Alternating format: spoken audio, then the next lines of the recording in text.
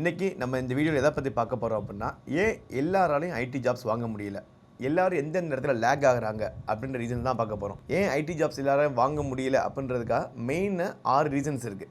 அதில் number 1 the most important reason என்ன அப்படின்னு பார்த்தீங்க அப்படின்னா கம்யூனிகேஷன் ஸ்கில். ஸோ நீங்கள் ஃபஸ்ட்டு பண்ண வேண்டியது என்ன அப்படின்னா, நீங்கள் வேலை தேடி சென்னைக்கு வரீங்க, இல்லை வேலை தேடி பெங்களூருக்கு போகிறீங்க, எங்கேயோ போகிறீங்க அப்படின்னா, நீங்கள் ஃபஸ்ட்டு பண்ண வேண்டிய ஒர்க் என்ன அப்படின்னா, இந்த கம்யூனிகேஷன்ஸ்க்கு பயப்படுறத கம்ப்ளீட்டாக நிப்பாட்டிடணும். ஓகேவா? கம்யூனிகேஷன் பற்றி நீங்கள் பயப்படாதீங்க. நான் என்ன மீன் பண்ண வரேன் அப்படின்னா, அது வந்து ஜஸ்ட்டு வந்து ஒரு லாங்குவேஜ் தான். அது வந்து உங்களுக்கு உள்ளே போய் வேலைக்கு எந்த விதமாக ஹெல்ப் பண்ண போகிறதில்ல. அதாவது டெவலப்பராக போகும்போது சொல்கிறேன் நான். இப்போ ஃபார் எக்ஸாம்பிள் வீடியோ பார்க்குற மேக்ஸிமம் பசங்க எக்ஸாம் வந்து இங்கிலீஷ்லாம் நீங்கள் எழுதுவீங்க. இங்கிலீஷில் வந்து 30 பேஜஸ் எழுதுவீங்க நீங்கள் எக்ஸாமில். அந்த 30 பேஜ் எந்த தைரியத்தில் நீங்கள் எழுதுறீங்க? நம்ம பேப்பரை யாருமே பார்க்க போகிறதில்ல, நம்ம ஃபேஸை யாருமே பார்க்க போகிறதில்ல அப்படின்ற தைரியத்தில் உங்களுக்கு தெரிஞ்ச இங்கிலீஷில் கடகடன்னு 30 பேஜ் எழுதி முடிச்சு வந்துடுவீங்க. அந்த தைரியம் மட்டும் நீங்கள் பேசும்போது இருந்தால் மட்டும் போதும். நீங்கள் தப்பாக தைரியமாக பேசினாலே போதும். That is more then enough. So அந்த இன்டர்வியூ கிராக் பண்ணுறதுக்கு ஒரு பேசிக் இங்கிலீஷ், நாளைக்கே நீங்கள் ஒரு கிளைண்ட்டை மீட் பண்ணணும் பேசணும் அப்படின்னா அட்லீஸ்ட் உங்களுக்கு பேசிக்காச்சும் பேச தெரியுதா, அந்த தைரியம் இருக்காதான் செக் பண்ணுவாங்களே தவிர வேறு எதை பற்றி நீ ஃபீல் பண்ண தேவையில்ல. பட் ஸ்டில் உங்களுக்கு இன்னும் கம்யூனிகேஷனுக்கு பயம் இருந்துச்சு அப்படின்னா ஒரு சின்ன டிப்ஸ் மட்டும் நீங்கள் ஃபாலோ பண்ணி பாருங்கள். என்ன அப்படின்னா, அன்னன்னைக்கு நீங்கள் பண்ணுற ஒர்க்கை, இப்போ ஃபார் எக்ஸாம்பிள் காலையில் தூங்கி எந்திரிச்சிலேருந்து நைட் தூங்க போகிறோம், நீ காலையில் என்னென்னலாம் ஒர்க் பண்ண அப்படின்னு சொல்லி நீனே உன்னோட வாட்ஸ்அப் எடுத்து ஒரு ஆடியோ மெசேஜ் போடு. அந்த ஆடியோ மெசேஜை போட்டுட்டு நீனே அதை கேட்டுப்பார். கேட்கும் போதே உனக்கு தெரியும் என்னென்னலாம் நீ தப்பு பண்ணுற அப்படின்ட்டு. இன்றைக்கி பண்ணுற மிஸ்டேக்ஸை நம்ம நாளைக்கு ரெக்டிஃபை பண்ணலாம், நாளைக்கு பண்ணுற மிஸ்டேக்ஸ் நாளைக்கு ரெக்டிஃபை பண்ணலாம். அட்லீஸ்ட் டே டு டே பயங்கர இம்ப்ரூவ்மெண்ட் கிடைக்கும். ஒரு 1 மந்த் கழித்து பார்த்தோன்னா நீ நினச்சி பார்க்க முடியாத அளவுக்கு டிஃப்ரென்ஸ் கிடைக்கும். அதே மாதிரி நீங்கள் சென்னைக்கு வந்துட்டீங்க அப்படின்னா நிறைய இன்டர்வியூஸ் அட்டன் பண்ணுங்கள். அதாவது ஜாவா ஓப்பனிங் நான் மட்டும் அட்டன் பண்ணுவேன், டாட் ஓப்பனிங் மட்டும் அட்டன் பண்ணுவேன், பைத்தான் நான் மட்டும் அட்டன் பண்ணுவேன் திங்க் பண்ணாதீங்க. இன்டர்வியூ எக்ஸ்பீரியன்ஸே போதும் உங்களுக்கு. இப்போ ஃபார் எக்ஸாம்பிள் பிபிஓ இன்டர்வியூவாக போய் இன்டர்வியூ அட்டன் பண்ணி அந்த வேலைக்கே போகாட்டாலும் பரவாயில்ல, அந்த வேலையை போய் தைரியமாக அப்ரோச் பண்ணுங்கள். அவங்கள்ட்ட போய் நீ face to face interview attend பண்ணி 4 வார்த்தை இங்கிலீஷில் நீ பேசி பழகிட்டாலே அதுக்கடுத்து உனக்கு ஐடி ஜாப் ரிலேட்டட் இன்டர்வியூஸ் போகும்போது அந்த தைரியம் வந்துடும் உனக்கு. So first the most major problem எல்லாருக்குமே தான் கம்யூனிகேஷன் ஸ்கில்ஸ். அதை ஓவர் பண்ணுறதுக்கான ஐடியாஸ் நம்ம பார்த்துட்டோம். நம்பர் 2 என்னென்னு பார்த்தீங்க அப்படின்னா, மேக்ஸிமம் பசங்களுக்கு வந்து ப்ராக்டிக்கல் நாலேஜ் இல்லாமல் வராங்க. ஸோ ஒன்லி காலேஜில் தியேட்டிக்கலாக படிச்சிருப்பாங்க. அதை மட்டும் வச்சுட்டு கம்பெனியை போய் இன்டர்வியூ கிராக் பண்ணிடலாம், நான் டிகிரி முடிச்சேங்க ஐடி வேலை கொடுனா அப்படி யாரும் தரமாட்டாங்க. இல்லை நான் கம்ப்யூட்டர் இன்ஜினியரிங் படிச்சிருக்கேன் எங்கள் ஐடி ஜாப் கூட தரமாட்டாங்க. உங்களுக்கு வந்து ப்ராக்டிக்கலாக ஏதாச்சும் ஒரு பர்டிகுலர் டெக்னாலஜியில் நீங்கள் இம்ப்ளிமெண்ட் பண்ணியிருக்கணும். If it is going to be ஜாவாவில் ப்ராக்டிக்கலாக நீ ஏதாச்சும் சின்ன ஆக்டிவிட்டீஸ் பண்ணுங்கள், ஒரு மினி ப்ராஜெக்ட்ஸ் மாதிரி பண்ணுங்கள், நீங்களே ஓன் ப்ராஜெக்ட் எழுதுங்க. அந்த ப்ராக்டிக்கல் நாலேஜை மட்டும் இன்டர்வியூ போய் எக்ஸ்பிளைன் பண்ணுங்கள். அது மட்டும் போதும் உங்களுக்கு இன்டர்வியூ கிராக் பண்ணுறதுக்கு. That is more then enough. Number 3 என்னென்னு பார்த்தீங்க அப்படின்னா, அவுடேட்டட் ஸ்கில்ஸ். நிறைய பேர் இன்னும் பழைய இதெல்லாம் தூக்கி பழைய டெக்னாலஜிஸ்லாம் தூக்கி ரெஸ்யூமில் போட்டு இன்டர்வியூ காமிச்சிட்ருக்கீங்க. சிசி++, ஃபண்டமெண்டல் எல்லாத்துக்குமே.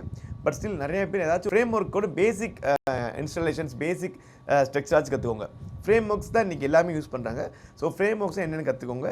அதோட கண்டிப்பாக ஒரு ஏஐ யூஸ் பண்ணி ஒரு கோடு எழுதுங்க.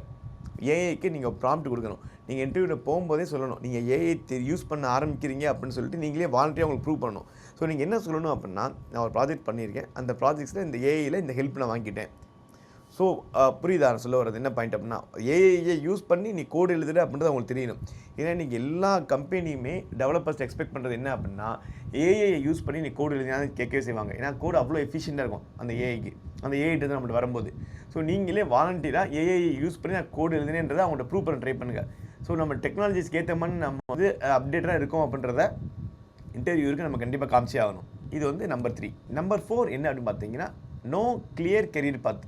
இதான் நம்பர் 4. இந்த நோ கிளியர் கெரியர் பாத் ஏன் சொல்கிறேன் அப்படின்னா, நிறைய பேர் ரெஸ்யூம்ஸ் என்ன பண்ணுறீங்க அப்படின்னா, சி போடுற, C++ போடுற, ஜாவா ஸ்கிரிப்ட் போடுறீங்க, பைத்தான் போடுறீங்க, அதுக்கடுத்து டெவாப்ஸ் போடுறீங்க, AWS போடுறீங்க, இந்த மாதிரி நிறையா போட்டிருப்பாங்க.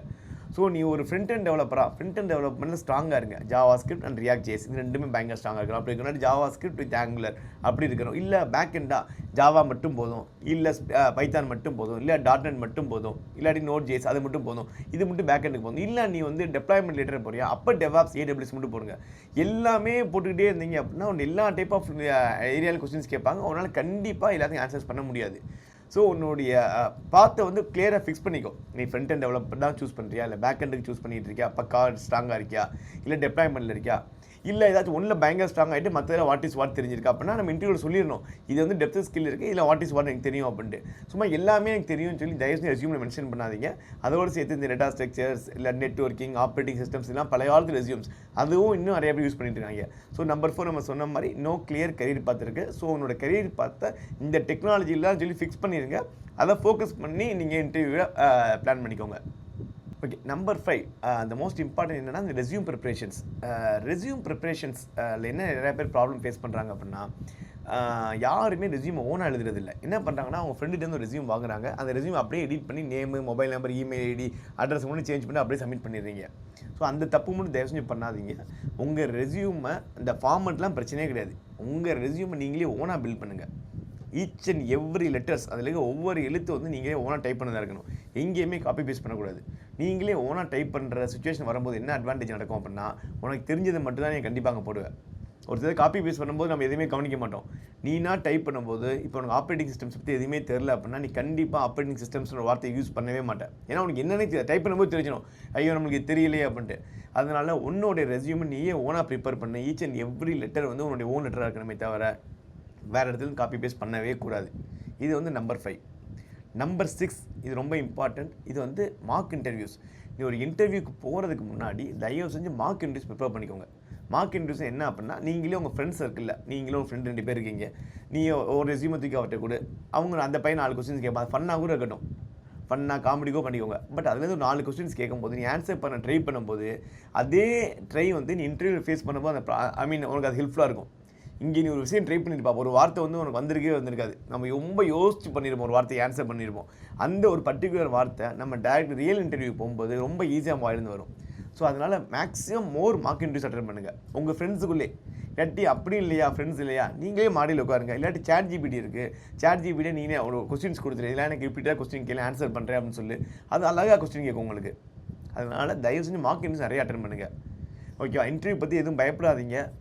ஐடி ஜாபுக்கு போகவே முடியல அப்படின்னு சொல்லிட்டு நம்ம இந்த ப்ரிப்பேரே பண்ணாமல் எனக்கு வேலையே கிடைக்கல அப்படின்னு சொல்கிறது வந்து ரொம்ப தப்பு. ஸோ இந்த 6 டிப்ஸ் தயவுசெய்து யூட்டிலைஸ் பண்ணுங்கள். உங்களுக்கு கண்டிப்பாக உங்கள் கரியரில் வந்து கண்டிப்பாக மாற்றம் வரும்.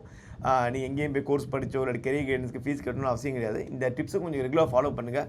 நீங்களே செல்ஃப் டிசிப்ளின் ரொம்ப ரொம்ப இம்பார்ட்டன்ட். ஒரு வேலை கிடைக்கணுமா நீங்கள் ஃபஸ்ட்டு உங்களை செல்ஃபாக வந்து நீங்கள் மோட்டிவேட் பண்ணி நீங்கள் செல்ஃபாக உங்களை ஃபைன் டியூன் பண்ணுமே தவிர அடுத்தவங்களுக்கு வேலை வாங்கி தருவாங்க அப்படின்னு எக்ஸ்பெக்டே பண்ணாதீங்க.